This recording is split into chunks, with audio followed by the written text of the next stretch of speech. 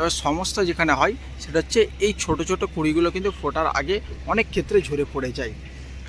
সবথেকে আদর্শ হবে এই কুঁড়ি ঝরা থেকে আমরা সকলে জানি একটা দিনে দুবার স্প্রে করুন, আপনার একটাও কুঁড়ি কিন্তু ঝরে পড়বে না। আর যারা সকাল এরকম গাছ ভর্তি বেলি ফুল গাছে কুঁড়ি আসবে, আপনারও কিভাবে যত্ন পরিচর্যা করলে বেলি ফুল গাছে প্রচুর পরিমাণে কুঁড়ি আসবে এবং কুঁড়ি আসার পর কুঁড়ি যে ঝরে যায় তারও সমস্যার সমাধান থাকবে আজকের ভিডিওতে। তাই ভিডিওটি না টেনে সম্পূর্ণ দেখার একান্ত অনুরোধ রইল।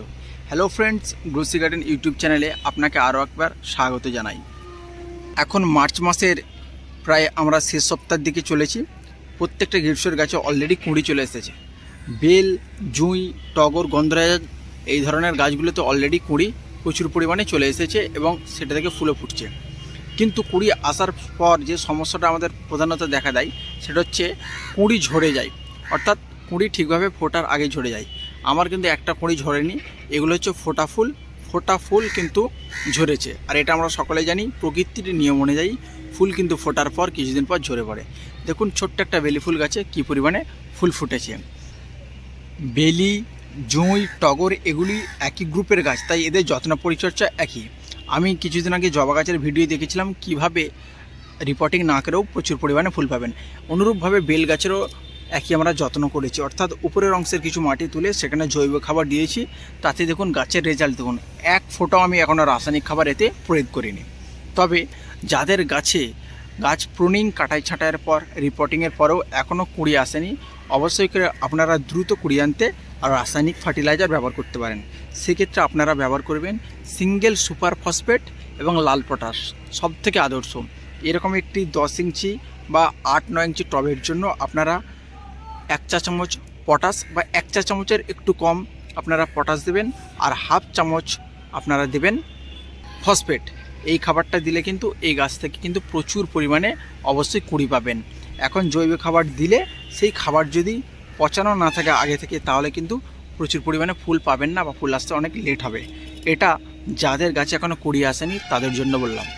এরপরে সকলের জন্য একটা টিপস, যেটা আমার অনেক গাছের ক্ষেত্রে দেখা যায় যে কুঁড়ি, এই ছোট ছোট কুঁড়িগুলো কিন্তু ঝরে পড়ে যায়। এই ফুলগুলো কিন্তু ফুটে গেছে, দেখুন এগুলো এখনও বেশ কিছুদিন থাকবে। আর যে ফুলগুলো ফোটার পর এরকম মাঝের অংশটা লাল হয়ে গেছে দেখতে পাচ্ছেন, আর কিছুদিন পর কিন্তু এটা ঝরে পড়ে যাবে, প্রকৃতির নিয়মে এটা ঝরে পড়ে যাবে।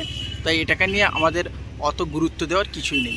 তবে সমস্যা যেখানে হয় সেটা হচ্ছে এই ছোট ছোট কুঁড়িগুলো কিন্তু ফোটার আগে অনেক ক্ষেত্রে ঝরে পড়ে যায়।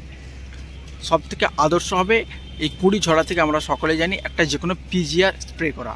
তো পিজিআর স্প্রে তো আমরা সকলেই করি, কীভাবে করব, কোন পিজিআর করব?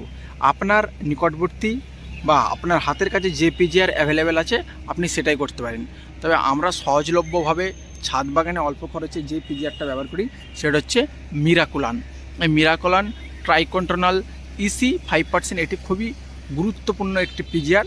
বিশেষ করে ফুল ফল সবজিতে খুব ভালো কাজ করে, একদম সহজলভ্য একটা পিজিআর। এটি আপনারা প্রতি লিটারে 20 ফোঁটা করে দিয়ে ভালো করে ঝাঁকিয়ে আপনারা প্রত্যেকটা গাছে, যে সমস্ত গাছে এমন ছোট ছোট কুঁড়ি এসেছে, স্প্রে করে দেবেন। তাহলে দেখবেন একটা কুঁড়ি ঝরে পড়বে না। স্প্রেটা কখন করবেন? সবথেকে ভালো হচ্ছে যে কোনো পিজিআর বা ভিটামিন স্প্রে করার সঠিক সময় হচ্ছে তার মধ্যে কাজটাকে কমপ্লিট করে ফেলা। যেহেতু গ্রীষ্মকাল, আমাদের প্রখর তীব্র যে সূর্যের যে আলো, তাই বেশি বেলা না করে আমরা দিয়ে দিতে পারি আর্লি মর্নিংয়ে, অর্থাৎ আমরা সকাল 7টা 8টা 9টা এর মধ্যে কিন্তু পিজিআরটা আমরা স্প্রে করে দেবো। আপনি সপ্তাহে 2বার কিংবা 10 দিনে 2বার স্প্রে করুন, আপনার একটাও কুঁড়ি কিন্তু ঝরে পড়বে না। আর যারা সকালে করতে পারবেন না, তারা বিকালে ঠিক যখন সূর্যটা হালকা ঢলে যাবে, অর্থাৎ বিকাল 4টে 4:30টার পরে আপনারা কিন্তু স্প্রে করতে পারেন।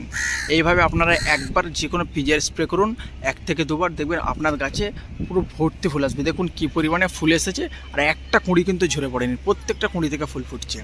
এর পরবর্তী ভিডিওতে আমরা আলোচনা করব যে আমরা আরও প্রচুর পরিমাণে ফুল দ্বিতীয় পর্যায়ে কীভাবে আনবো। তো বন্ধুরা, আজকের মূলত ভিডিও ছিল কুঁড়ি ঝরা রোধ বেলি ফুল গাছের। আজকের এই ছোট্ট একটা টিপস ছিল।